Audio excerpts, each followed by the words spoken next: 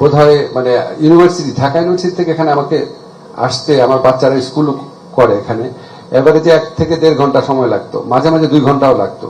এইরকম একটা প্রচন্ড কনজেস্টেড এরিয়াতে, ট্রাফিক কনজেস্টেড এরিয়াতে এখানে কেন বিল্ডিং বানাবা? সেল দিস ফান্ড, পুরা জায়গা বিক্রি করে সুন্দর জায়গায় যাও। তোমরা নতুন ভাবে চিন্তা করো, এই পুরা জায়গা বিক্রি করে পূর্বাচলে যা করো, ভালো জায়গাতে করো। এখানে করে কি করবা এটা একটু চিন্তা করো। ওটা কোনো কনসেপ্ট থাকলে আমি অবশ্যই হেল্প করব, কিন্তু আমার মনে হয় এখানে করার থেকে বের হয়ে আসো।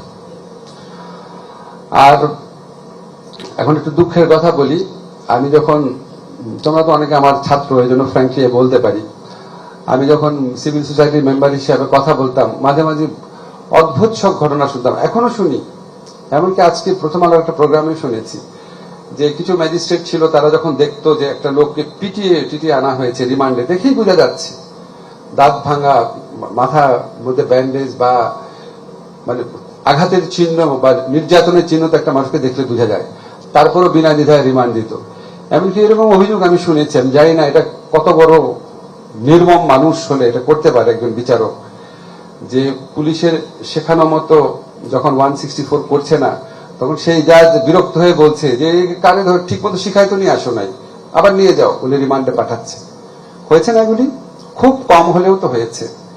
অন্তত 5% বা কাছাকাছি ধরনের বিচারকরা তো এরকম করেছে।